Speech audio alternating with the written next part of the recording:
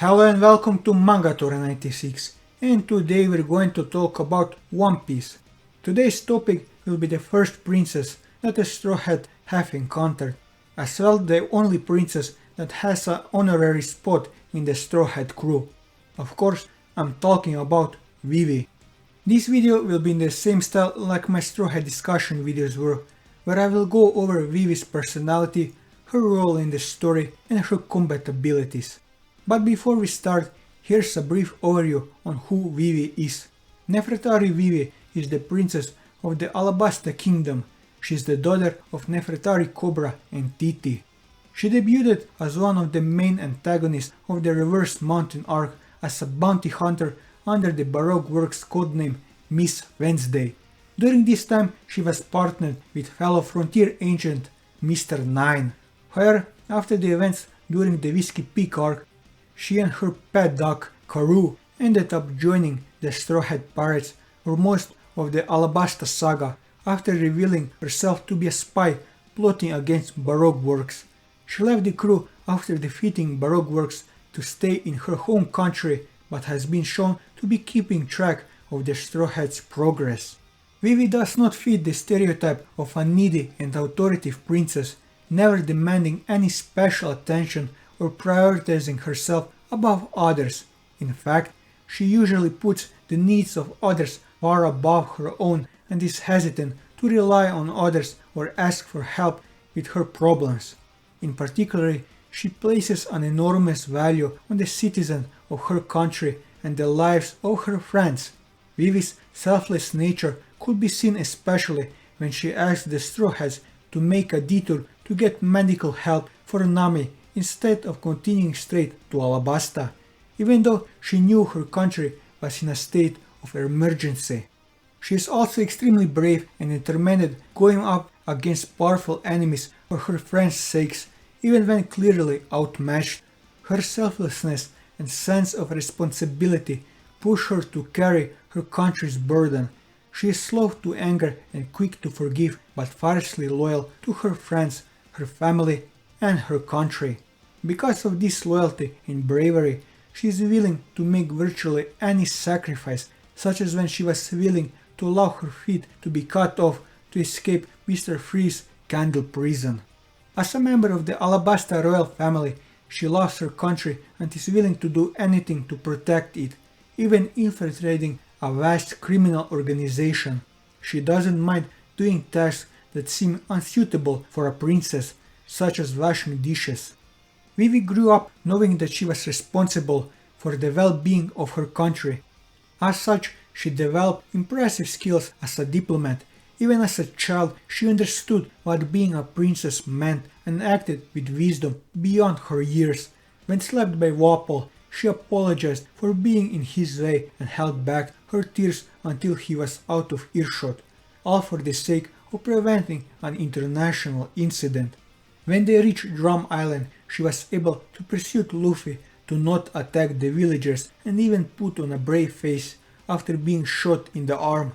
Her courage convinced the villagers to allow them into the village peacefully. During arguments, Vivi has a hard time coming up with insults and usually ends up saying something of little offense. She has a habit of giving people nicknames, calling Zoro Mr. Bushido, for example. She also has a habit of biting her bottom lip when she is worried. Despite her kind and earnest nature, she can be deceptive and when necessary. At age 14, she was able to infiltrate Baroque Works and over the course of 2 years quickly rose to frontier agent status without anybody realizing her true identity. A running gag throughout much of the Alabasta arc was that Vivi constantly forgot to warn the Straw Hats about various dangers of the deserts, such as giant scorpions and lizards, until after they appeared. Luffy, Zoro and Sanji quickly dispatched any threatening creatures, but berated her for her inability to remember such things beforehand. Vivi is also self-conscious about her lack of physical strength. After being nearly eaten alive by one Banavani, she witnessed Luffy and Zoro defeat a group of them easily, causing Vivi to wail to Usopp about not being able to handle even one. After the time skip, it is shown that her time with the Straw Hats have changed her, as Vivi's adventurous side from her time as a pirate showed itself when she was about to head to Marijoa for reverie. She apparently misses her time on the sea, as she felt reminiscent from the breeze from the salty ocean. She even jumped down from the mast of the ship, worrying those around her who were not with her during her time as a pirate. Vivi will not hesitate to stand up for someone who she just befriended, as she spoke out against Charles attempting to enslave Shirahoshi. When Neptune expressed his disgust at the world noble's action and went on to attack him, saying he would never bring his kind to the surface again, Vivi was brought to tears, saying that not all humans are like the world nobles. Vivi traveled with and assisted the pirates for almost the entire Alabasta saga and strongly considered joining the crew after Crocodile's defeat, though she ultimately declined their offer in favor in working to restore her country. She remains close to the Straw Hats than anyone else outside of the crew. She and Karoo are now regarded as honorary members of the Straw Hat Pirates, at least by Luffy and the others. Her close relationship with the Straw Hats were further emphasized when she was one of the few people who realized Luffy had a message for the crew during his second appearance at Marineford. But she did not understand the message since she had no context. Upon learning of what the Straw Hat did at Dressrosa, she immediately knew what they were doing. When traveling with the Straw Hats, Vivi had a great amount of respect for Luffy, both as a captain and as a friend, openly showing both amazement and disbelief at his great strength and fighting abilities, which would sometimes make her doubt her own fighting skill and feel the need to show that she can handle herself despite the clear difference in fighting capabilities. Despite this, she also openly showed concern for his reckless behavior and fearlessness during their travels, feeling the need to watch over him from time to time. Whenever she saw Luffy doing something that might compromise the crew's safety, even when he meant to help, she reminded him of a leader's responsibility. When they reached Drum Island, she was able to persuade Luffy not to attack the villagers, showing how much trust he had in her. At Alabasta, Luffy forced her to admit she needed help in taking down Crocodile and asked her to let him and the crew carry some of her burden. That confrontation cemented their relationship of strong mutual trust. Her high opinion of Luffy did not change when she learned that his father was the world's worst criminal. Instead, she was concerned for his safety. During the Reverie arc, she openly stated her friendship with Luffy to Rebecca and Shirahoshi. Vivi was originally antagonistic towards Zoro when she was still undercover as a bounty hunter and Baroque Works agent. At Whiskey Peak, she boldly tried to kill him and greatly underestimated him in the process. This quickly changed after her failed attempts to attack him and after she witnessed him effortlessly defeating dozens of bounty hunters, including her fellow agents. After her identity was revealed and she began to travel with the crew, Zoro got along well with Vivi, who in turn nicknamed him Mr. Bushido. However, as the Straw Hats departed from Alabasta, he seemed unperturbed that they had to leave her behind. When the rest of the crew was desperate because of her absence, he commented that they should have taken her by force if they wanted her to stay that badly. She and Nami also become very good friends. Their personalities seem to be opposites. Nami has a hot-tempered disposition, while Vivi is more calm and collected. They switch personalities when something worrisome happens. Nami is the one calmed down while Vivi panics. The two form a quick bond and work together in most situations. During Nami's fight with Miss Doublefinger, Nami said that being stabbed in the foot could not compare to the pain Vivi felt for her country. Initially, Nami wanted Vivi to pay 1 billion berry for the Straw Hats' assistance. However, because of the bond that they made throughout the journey, Nami decided to give up on the demands for the sake of her friendship with Vivi. Vivi and Usopp worked well together on more than one occasion and were concerned for each other's well-being. After seeing Luffy dragging Usopp by the nose, she developed a tendency to also grab his nose, using it as a means of getting his attention or a handle by which he could be dragged. Aside from Sanji's fighting skills and strength, Vivi was also greatly impressed by his cooking skills. In turn, Sanji immediately warmed up to her and greatly showed his attraction towards her on multiple occasions. However, Vivi showed mostly confusion from Sanji's action towards her. She quickly became one of the three main affections, and he defended her to the same degree as he did Nami and later Robin. 2 years later, Sanji showed great delight in seeing Vivi's picture in the newspaper. As a princess, Vivi has a great deal of authority in her country. She has a natural skill in diplomacy. This was clear even as a child, as Vivi understood what being a princess meant and acted with wisdom beyond her years during her childhood trip to the Reverie. When she was slapped by Wapol, she quickly apologized for being in his way and held back her tears, until he went away, all for the sake of preventing an international incident.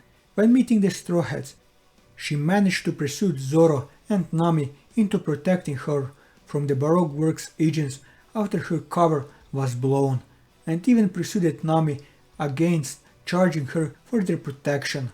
While traveling with the Straw Hats, she even showed an impressive and almost comedic amount of skill in keeping the more childish members of the crew, Luffy, Usopp and Chopper, as well as Karoo, focused, calm and motivated during their travels together. When they reached Drum Island, she was able to persuade Luffy not to attack the villagers back and even put on a brave face after being shot in the arm. Her courage convinced the villagers to allow them into the village peacefully.